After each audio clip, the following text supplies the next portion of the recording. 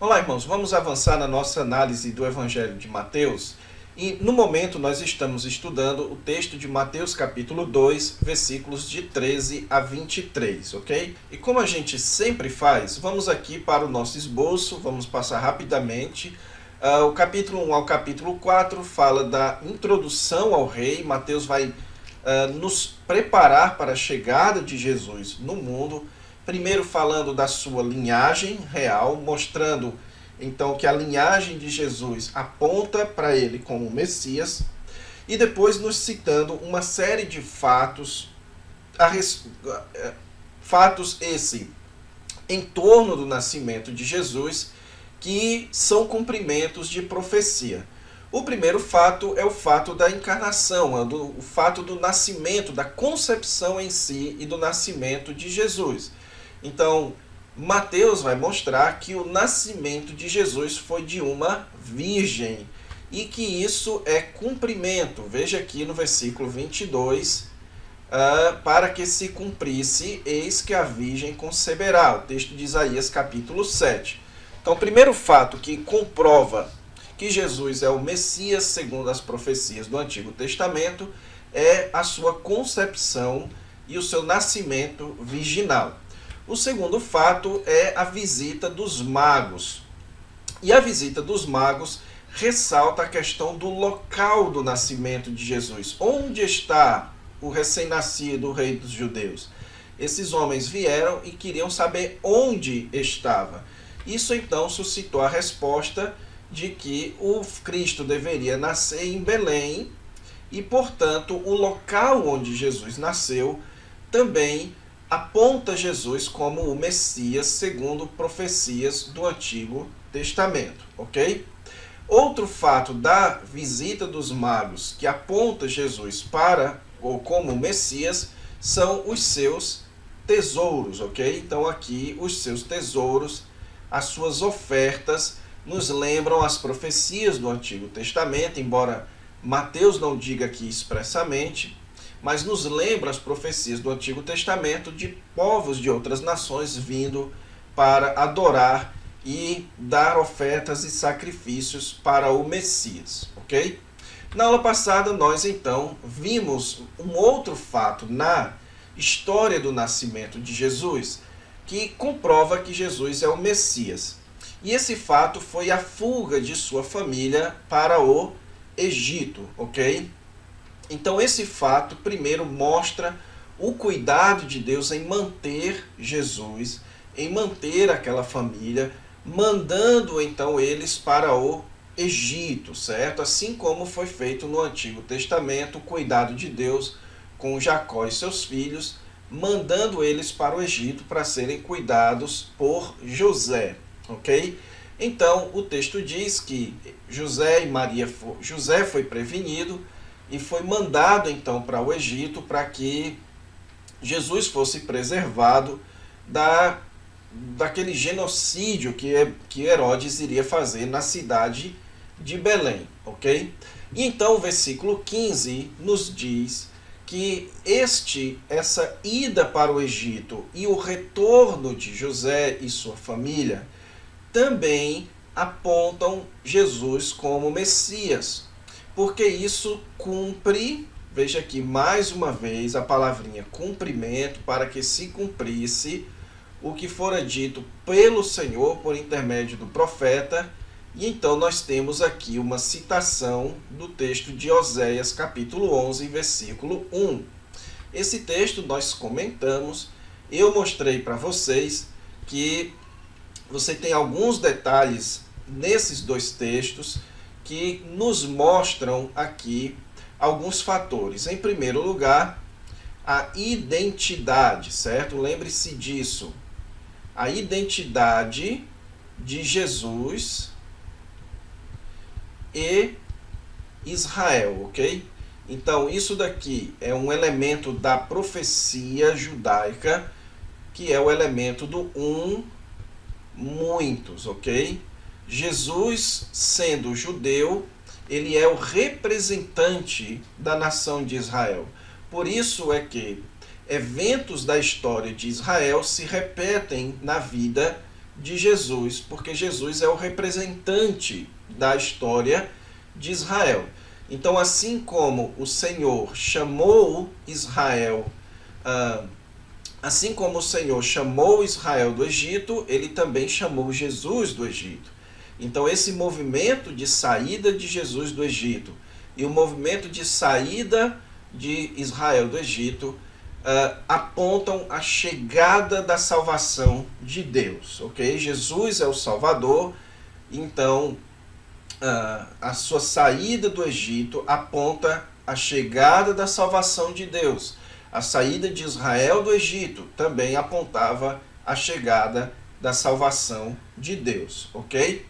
Então isso é muito importante que a gente entenda. Isso eu comentei com vocês, que esse texto possui uma importância teológica muito grande, não só para o livro de Mateus, como para todo o Novo Testamento. Que importância é essa? Que não existe uma relação de substituição de Jesus para com Israel, mas de representação. Jesus se torna então o israelita por excelência, o representante da nação de Israel, o descendente de Abraão prometido em Gênesis capítulo 12, de tal forma que agora todos que querem participar das bênçãos de Israel, da história de Israel, do chamado de Israel, precisam estar em Jesus, inclusive os judeus, ok? Então agora, para ser um verdadeiro israelita, um judeu, e para ser então um salvo, um crente no Senhor Jesus Cristo, é necessário a identificação com Jesus, porque ele é quem representa o povo escolhido por Deus, ok? Então, por isso que Mateus faz essa identidade. Veja aqui que Jesus é chamado de o meu filho, Israel é chamado de o meu filho, ok? Agora, irmãos, nós vamos partir para os outros textos que narram mais eventos a respeito do nascimento de Jesus Cristo. Agora, a partir do versículo 16, nós temos mais um evento, que é o evento da morte dos infantes, ok? Que evento é esse? O versículo 16 a 18 vai nos contar que depois que Herodes se viu iludido pelos magos e, portanto, a única informação que ele tinha era que Jesus estava em Belém e que ele tinha menos de 2 anos, ele se enfureceu, então tomou uma decisão de mandar matar todos os meninos de Belém e de todos os seus arredores, de 2 anos para baixo, conforme o tempo do qual com precisão se informara dos magos, ok? É interessante, irmãos, que este evento aqui, ele é muito semelhante ao evento lá no Egito, quando o faraó mandou matar todas as crianças. Mas Mateus não está fazendo a conexão desses dois eventos aqui. A conexão que Mateus vai fazer é a conexão deste evento com o evento do cativeiro babilônico, ok? Ele vai citar aqui uma profecia do profeta Jeremias como cumprimento, ok? Então, essa profecia, ela se cumpriu neste evento, e esta profecia, ela se refere ao cativeiro babilônico. Aquilo que aconteceu com Israel no cativeiro, certo? Então é muito importante que a gente perceba que essa é a conexão que Mateus vai fazer. Então o que nós temos aqui? O contexto aqui é de Herodes mandando matar crianças. Herodes fazendo um verdadeiro genocídio. Um homem mau perseguindo o Senhor Jesus Cristo na sua mais tenra infância, ok? Então Herodes, ele era conhecido como um homem muito mau, Na tradição consta uma frase do imperador Augusto dizendo que era melhor ser uma plantação de Herodes do que um filho de Herodes. Sendo que no grego a palavra plantação é ruos e a palavra filho é ruios. Então ele fez um trocadilho, que é melhor ser plantação de Herodes do que filho de Herodes. Porque Herodes mandava matar os seus próprios filhos, ok? Então Herodes, um homem muito mau, perseguindo Jesus, consequentemente perseguindo os judeus, matando judeus para os seus próprios interesses. Então, o que Mateus faz? Ele diz que este evento, ele se assemelha a um outro evento na história de Israel, que é o evento do cativeiro babilônico por intermédio de Nabucodonosor.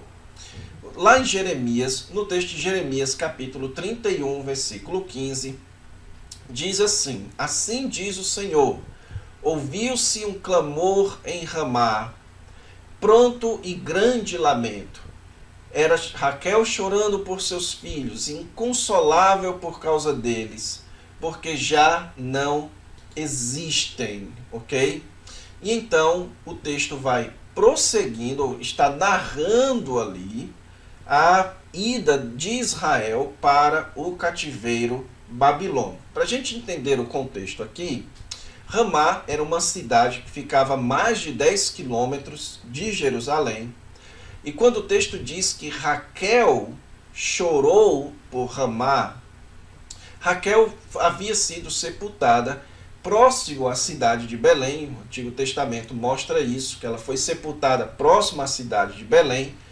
Então, quando o povo foi levado cativo, diz que Raquel, certo? Aqui, obviamente, que figuradamente, Raquel, que era considerada pelos judeus como a mãe da nação, Jacó era o pai da nação, Raquel era a mãe da nação. Então, Raquel, ela chorou tão alto que deu para ouvir a uma distância muito longa. Tamanho foi o sofrimento infligido por Nabucodonosor sobre a nação de Israel com o cativeiro babilônico, ok? Então, Mateus está nos dizendo que aquele horror do cativeiro babilônico estava se repetindo sobre Israel. Agora, veja bem, imediatamente depois dessa profecia de Jeremias, em Jeremias 31, verso 17, diz: A esperança para o teu futuro, diz o Senhor, porque teus filhos voltarão para os seus territórios. Então, o texto de Jeremias 31, versículo 15, que é esse mencionado por Mateus, ele é um texto que precede a salvação do povo. Que aquele momento de horror do cativeiro, ele precedia a salvação que Deus iria mandar. Então, o que Mateus está nos dizendo é que este horror que aconteceu sobre a região de Belém, feito por Herodes, era cumprimento também da história de Israel. Assim como houve horror sobre Israel no cativeiro, agora estava tendo horror sobre Israel na matança dos judeus aqui, das crianças, na época de Jesus.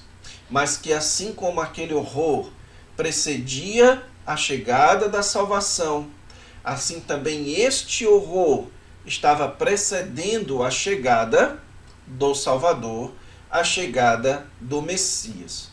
Por isso que então este evento aqui aponta Jesus como o Messias, porque mais uma vez identifica Jesus com a história de Israel e mostra Jesus como sendo aquele que traz a salvação depois de um grande momento de horror, ok? Então, Mateus 2, de 16 a 18, mostra aqui que a morte dos infantes no nascimento de Jesus indica, então, Jesus como identificado com a história de Israel e como sendo aquele que traz a salvação depois deste horror. E então, o último texto aqui a respeito da chegada do rei, que narra eventos concernentes ao nascimento de Jesus, que apontam Jesus como rei, é este texto que narra o retorno da família de Jesus para Israel. O texto diz então que Herodes morreu e então o anjo do Senhor apareceu em sonho. Então note aqui a terceira vez em que o anjo do Senhor, certo? Lembre-se disso, ele aparece em sonho para José e manda então ele tomar o menino e sua mãe e voltar para Israel, ok? Então o anjo explica que eles deveriam voltar para Israel porque aqueles que atentavam, note aqui, ó, atentavam contra a vida do menino já morreram, ok? Então note que Jesus já era perseguido desde o seu nascimento. Mas Deus preservou Jesus para o momento da cruz, ok? Aquele era o momento de Jesus ser morto pelos nossos pecados. Enquanto esse momento não chegava, todas as tentativas de matar o Senhor Jesus Cristo foram frustradas pelo próprio Deus. Então então José, em obediência ao mandato do anjo, tomou o menino e sua mãe e voltou para a terra de Israel. Naturalmente, tendo morado aqueles últimos meses antes de ir para o Egito em Belém, ele decide então voltar para a região da Judéia. Só que agora quem reinava na Judéia era um dos filhos de Herodes. Então nas nossas aulas de introdução aos evangelhos, eu expliquei a vocês que quando Herodes o Grande morreu, os seus filhos dividiram as terras e então Arquelau foi quem ficou com a região da Judéia e da Idumeia, ok? Então ele ficou com algumas regiões como a Judéia e a Samaria, ele assumiu aquelas regiões. Então ele estava reinando ali e Arquelau havia herdado a maldade do seu pai.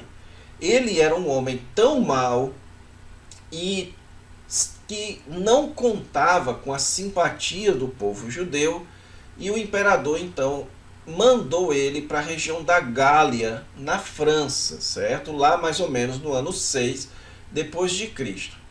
Mas antes dele ser então exportado para a Gália, quando José e Maria decidiram voltar para Israel, souberam que este homem muito mau reinava ali naquela região. Então o texto nos fala de uma quarta ocorrência de divina advertência em sonho para José, para que ele fosse para as regiões da Galiléia. Então lembre-se disso, a Judéia ficava no sul de Israel, então Jesus foi mandado de volta para a região da Galiléia e naturalmente José voltou para a sua cidade natal, que era a cidade de Nazaré. Então, Mateus vai argumentar que a ida de Jesus para Nazaré também é um evento que aponta para Jesus como Messias. Agora, como a ida de Jesus para Nazaré aponta Jesus como Messias? Mateus, então, no versículo 23, vai dizer que a ida de Jesus para Nazaré é mais uma vez um cumprimento do que foi dito por intermédio dos profetas. Ele será chamado Nazareno. O que ocorre, irmãos, é que não há no Antigo Testamento nenhum trecho, nenhum texto onde essa frase apareça. Ele será chamado Nazareno, ok? Então, como é que Mateus está citando aqui? O que Mateus está tentando fazer? Note, em primeiro lugar, que pela primeira vez o termo profeta aparece no plural. Ele fala por intermédio dos profetas. O que nos indica, então, que Mateus não está citando um texto. Mateus ele está aqui citando ou fazendo um resumo de declarações proféticas. O que os estudiosos sugerem é que o que Mateus está fazendo é um jogo de linguagem, um jogo de palavras, certo? Para expressar uma verdade ensinada no Antigo Testamento e que vai se refletir no Novo Testamento, apontando Jesus como o Messias. Que palavra é essa? Em Isaías capítulo 11, versículo 1, diz assim: do tronco de Jessé sairá um rebento, e das suas raízes um renovo. A palavra aqui, traduzida por rebento na língua do hebraico, é a palavrinha Nesser. Então, Nesser é uma palavrinha que traduz rebento e da qual vem a palavra nazareno, ok? Então, as consoantes de Nesser e as consoantes de nazareno, elas se unem, ok? Elas são parecidas, elas são iguais, só mudam as vogais. E tanto Nesser quanto nazareno, portanto, possuem a ideia de uma raiz, possuem uma ideia de um início insignificante. Então, assim como a raiz fica debaixo do solo e é insignificante aos nossos olhos, então assim também é o nazareno. Então, a ideia que Mateus está nos passando é que a ida de Jesus para Nazaré mostra Jesus como tendo um início de vida insignificante para os judeus. Agora, como ir para Nazaré era algo insignificante para os judeus? Porque a cidade de Nazaré era uma cidade de forte incidência romana, como se fosse uma cidade base para os romanos. Então, morar no vilarejo de Nazaré era algo que os judeus não valorizavam muito, porque não era uma cidade tão judaica assim. Era uma cidade com muita incidência romana. Por isso que na época de Jesus, morar em Nazaré era algo insignificante. Isso é demonstrado, por exemplo, lá na declaração de Natanael, quando Jesus se encontra com ele, ou quando antes de Jesus se encontrar com ele, que ele pergunta: pode alguma coisa boa vir de Nazaré? Então, Nazaré era uma cidade insignificante. Não se esperava que o Messias viesse de uma cidade tão insignificante assim. E o Antigo Testamento já descrevia Jesus, ou o Messias, desculpe, como sendo alguém de origem insignificante. Lá em Isaías 42 diz: o meu servo, o meu escolhido.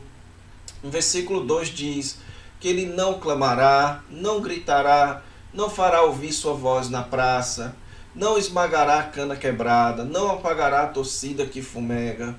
Em verdade, promulgará o direito. Ou seja, o que Isaías está nos dizendo é que ele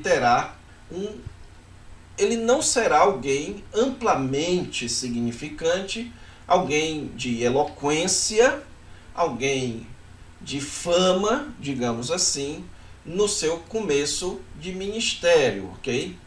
Portanto, irmãos, por conta de José e sua família habitarem em Nazaré, Jesus seria posteriormente rejeitado, ok?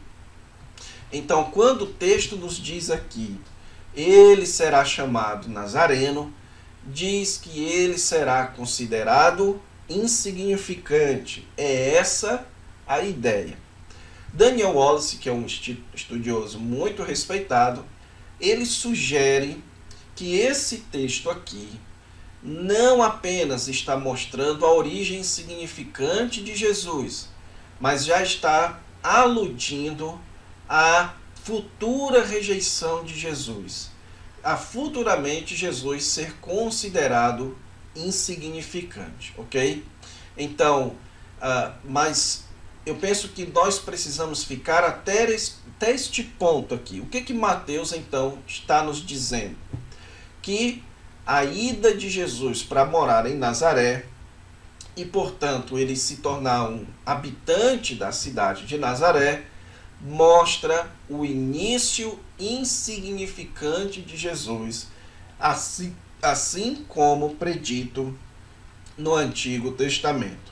Assim como o Antigo Testamento mostrava Israel como uma relva, como uma raiz insignificante, assim também Jesus está mostrando o começo da sua vida como sendo uma raiz insignificante, ok?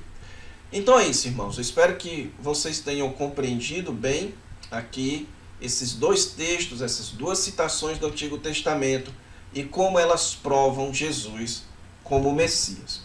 A partir da aula que vem, então, nós vamos entrar na história de João Batista, que também é uma outra forma de Mateus mostrar que o rei chegou. Só que agora Jesus estará adulto, já prestes a ser batizado, e recebe então o testemunho de um profeta, já não mais o testemunho de profecias, mas o testemunho de um profeta em si, ok? Então fique com Deus e até a próxima aula.